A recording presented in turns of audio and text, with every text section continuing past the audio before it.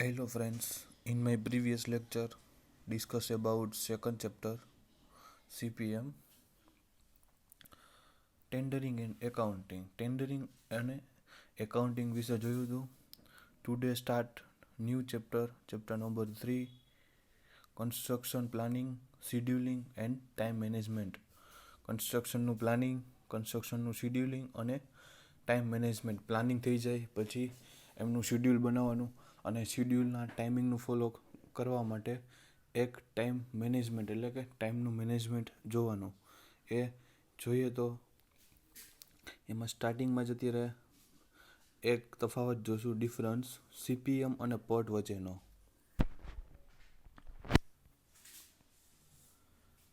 જોઈએ તો CPM અને PERT. પહેલાં તો આ બંનેના ફૂલ ફોર્મ જોશું કે CPM એટલે શું અને PERT એટલે શું. એમનું ફૂલ ફોર્મ CPM એટલે કે ક્રિટિકલ પાથ મેથડ અને PERT એટલે program evaluation and review technique. PERTનું ફૂલ ફોર્મ છે. હવે CPM છે એ એક્ટિવિટી ઓરિએન્ટેડ છે અને જે PERT છે એ ઇવેન્ટ ઓરિએન્ટેડ છે. નેક્સ્ટ જોઈએ તો CPMની અંદર એક જ પ્રકારનો સમય છે એનો અંદાજવામાં આવે છે. જ્યારે PERT છે એમાં 3 પ્રકારના સમયનો અંદાજ હોય છે, T0, TM અને TP. આ બધું આપણે આગળ ડિસ્કસ કરશું. CPM નેટવર્ક છે બિલ્ડિંગ, બ્રિજ જેવા રિપીટેટિવ પ્રોજેક્ટ માટે વધારે અનુકૂળ છે. જ્યારે PERT નેટવર્ક છે એ મિલિટરી પ્રોજેક્ટ અને સાયન્ટિફિક પ્રોજેક્ટ માટે વધારે અનુકૂળ છે PERT મેથડ. હવે સમયને કોસ્ટ સાથે સાંકળવામાં આવે છે CPM મેથડમાં. હવે PERT મેથડમાં સમયને કોસ્ટ સાથે સાંકળવામાં આવતી નથી.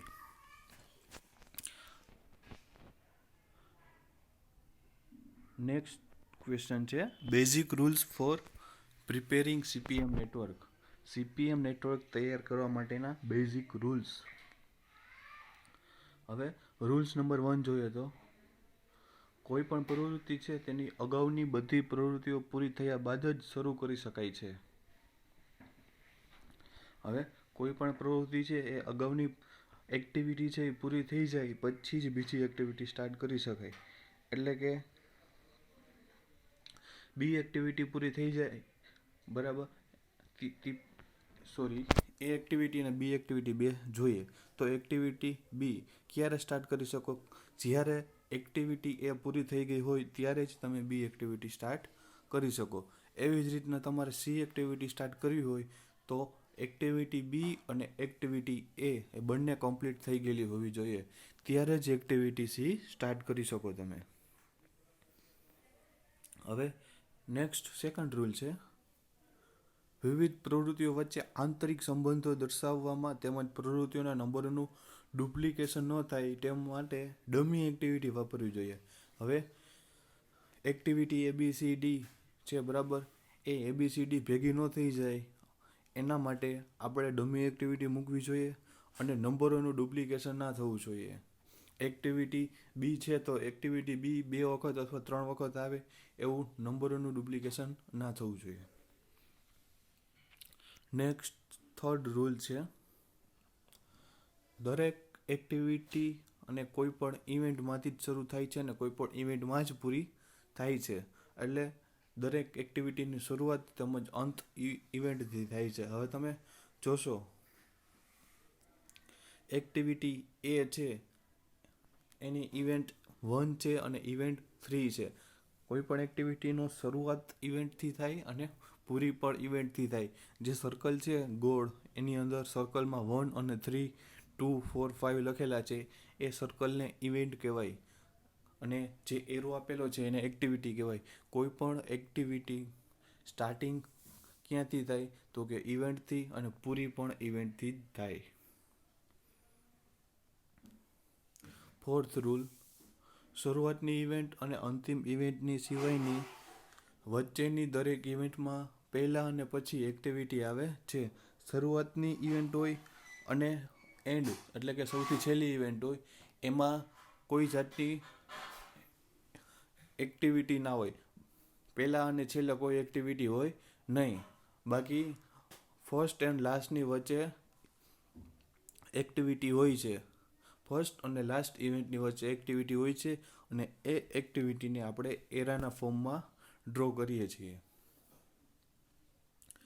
ફિફ્થ રૂલ, ઇવેન્ટ્સના નંબરોનું ડુપ્લિકેશન ના થવું જોઈએ.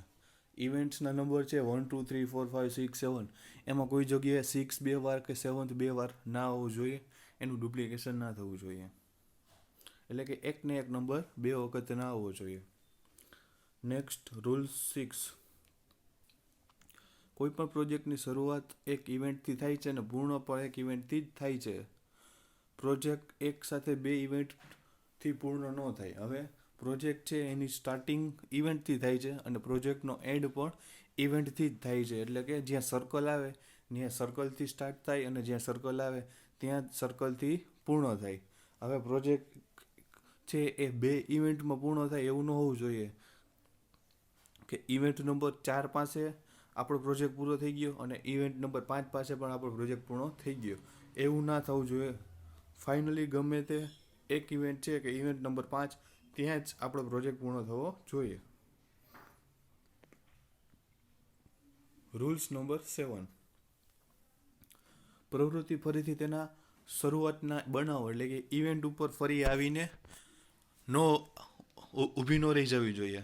હવે આપણે ઇવેન્ટ ફર્સ્ટથી ચાલુ કર્યું હતું, તમે જોઈ શકો છો ફિગરમાં.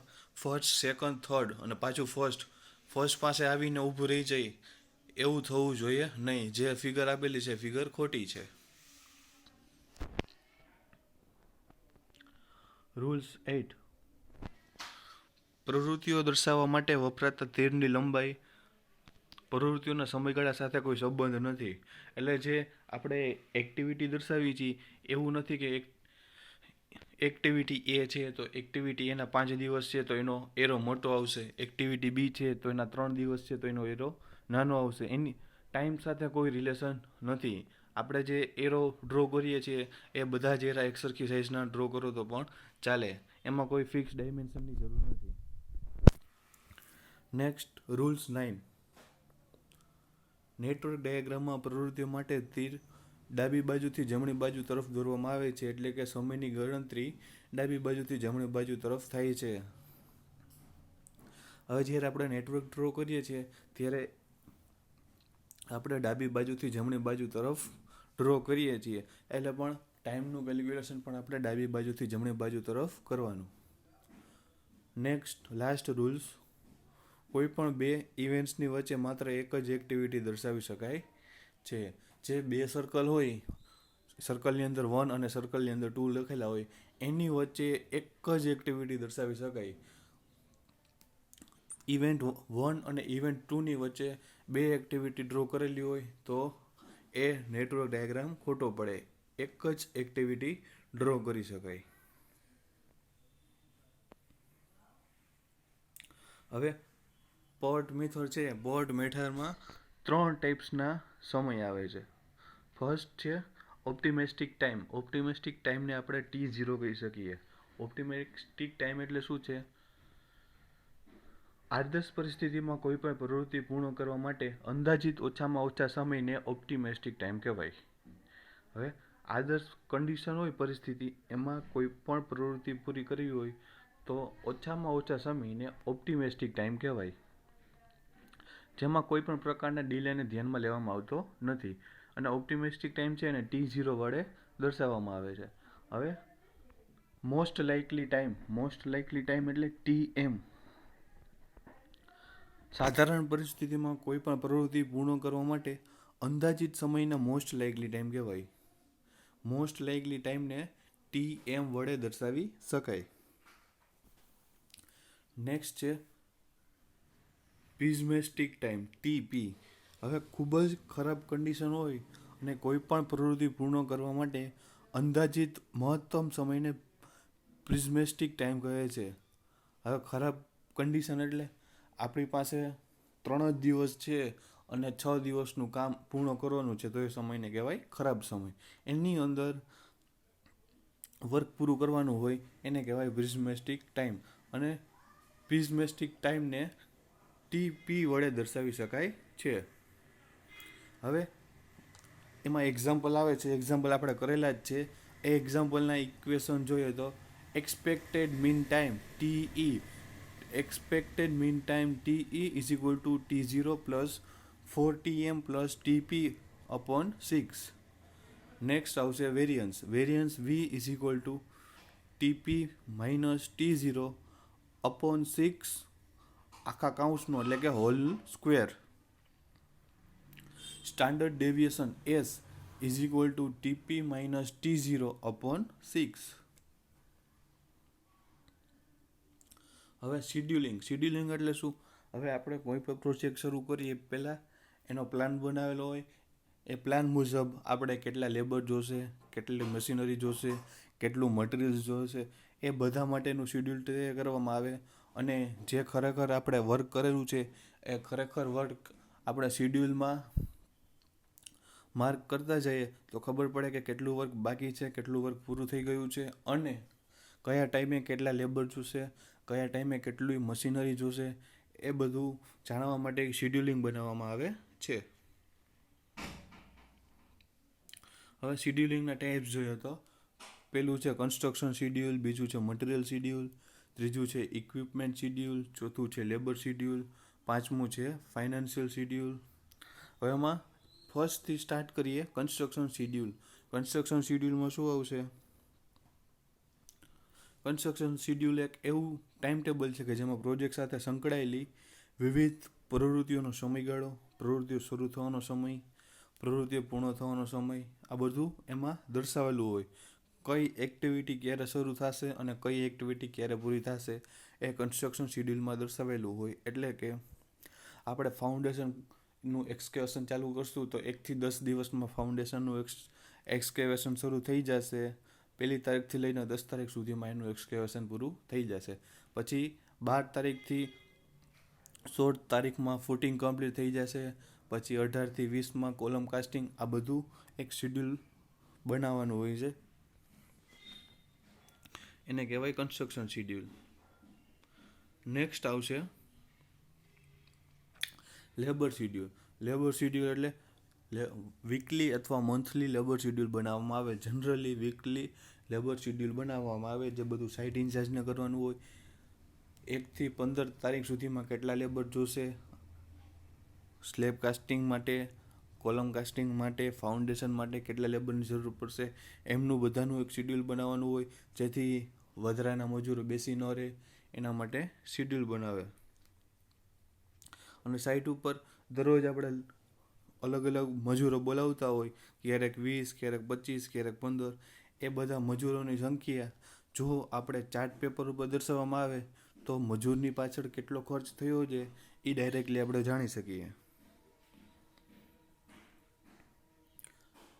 નેક્સ્ટ છે ફાઇનાન્શિયલ શિડ્યુલ. હવે આપણે ખરેખર ફાઇનાન્શિયલ શિડ્યુલમાં શું હોય છે? પ્રોજેક્ટનું ખર્ચ ઓછું થાય એ ધ્યાનમાં રાખીને આપણે શિડ્યુલ બનાવીએ કે જે આપણે પ્રોજેક્ટ કરી છીએ એનું ખર્ચ ઓછું થાય, ઇકોનોમિક્સ થાય, એના માટે એક ફાઇનાન્શિયલ શિડ્યુલ બનાવીએ છીએ. હવે એમાં જે તે વર્ષનું ખરેખર ખર્ચ અને તે વર્ષ માટે ફાળવેલા નાણાં કરતાં વધી ન જાય. ફોર એક્ઝામ્પલ, વર્ષે 2 કરોડનો પ્રોજેક્ટ હોય અને આપણે ખર્ચો 2.2 કરોડનો કર્યો હોય તો શું થાય? જે નાણાં ફાળવ્યા હતા 2 કરોડ એના કરતાં 0.2 કરોડ એટલે એ વધી ગયા. એ વધુ ના જોઈએ. જે તે આઇટમ ઉપર ખર્ચ, તે આઇટમ માટેના મજૂરોનો થયેલો ખર્ચ કરતાં વધી ન જાય તે ધ્યાન રાખવું જોઈએ. જે આપણે આઇટમ કરીએ છીએ એના ઉપરનો ખર્ચ છે અને આઇટમ માટે મજૂર થયેલા ખર્ચ કરતાં વધી ન જાય. હવે આપણે કોઈ પણ એક આવાસ યોજના છે એના માટે 8 કરોડનો પ્રોજેક્ટ છે, 8 કરોડનો સુધીનો જ આપણે ખર્ચ કરવાનો છે અને એવું બને કે આપણે 8.5 કરોડનો ખર્ચ કરી નાખ્યો તો 5 કરોડનો ઉપરનો જે છે 0.5 કરોડ એ વધી ગયા, એ વધી ના જવા જોઈએ.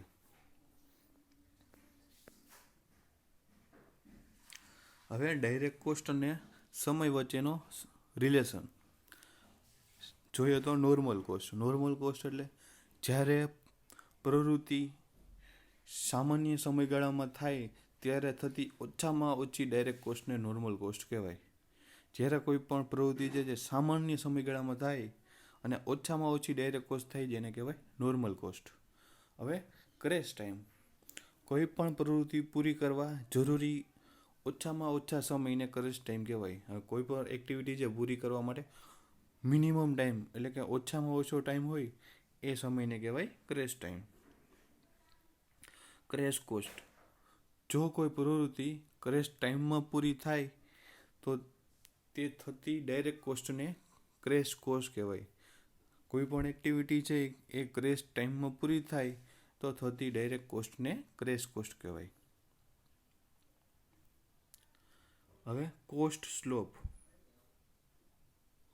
કોઈ પણ પ્રવૃત્તિ માટે એકમ સમયમાં થતા ઘટાડા સામે પ્રવૃત્તિઓના ખર્ચમાં થતા વધારા કે ઘટાડાના દરને કોસ્ટ સ્લોપ કહેવાય. કોઈ પણ પ્રવૃત્તિ છે એના માટે એકમ સમયમાં થતો ઘટાડા સામે પ્રવૃત્તિઓના ખર્ચમાં વધારો થાય અને એક કે ઘટાડો થાય, આ બંને દરને કહેવાય cost slope.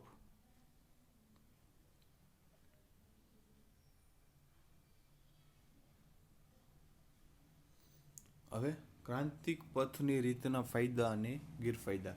Advantages and disadvantages critical path method.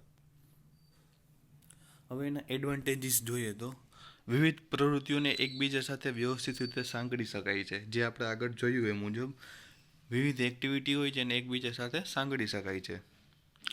Next જોઈએ તો પ્રોજેક્ટની બધી જ ક્રિયાઓ માટે સૌથી ઓછું ખર્ચાળ સમયપત્રક બનાવી શકાય છે.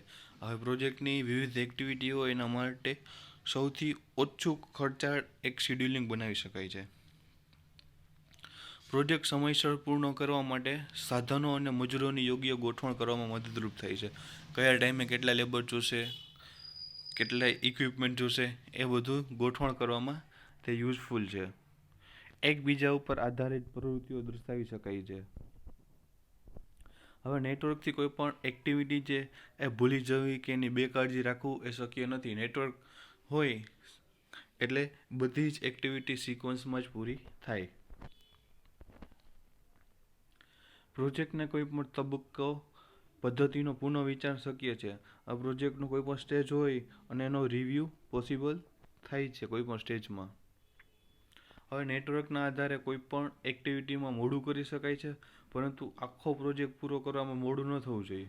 કોઈ એક અથવા બે એક્ટિવિટીમાં થોડું લેટ થઈ ગયું હોય તો ચાલે, પણ જે આગળની એક્ટિવિટી છે એમાં ખાસ ધ્યાન રાખવી જોઈએ કે જે પાછળની બે એક્ટિવિટી હતી એનો ટાઈમ આગળની એક્ટિવિટીમાં મેનેજ થઈ જાય, પણ આખો પ્રોજેક્ટ લેટ ન થાય એ ખાસ ધ્યાન રાખવાનું. હવે ક્રિટિકલ એક્ટિવિટી તરફ ખાસ ધ્યાન આપી શકાય છે જેથી પ્રોજેક્ટ નિર્ધારિત સમયમર્યાદામાં પૂરો કરી શકાય.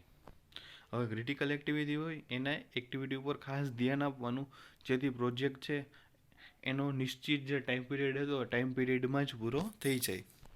હવે એના ડિસએડવાન્ટેજીસ જોઈએ તો CPM મેથડ છે એ ખર્ચાળ મેથડ છે.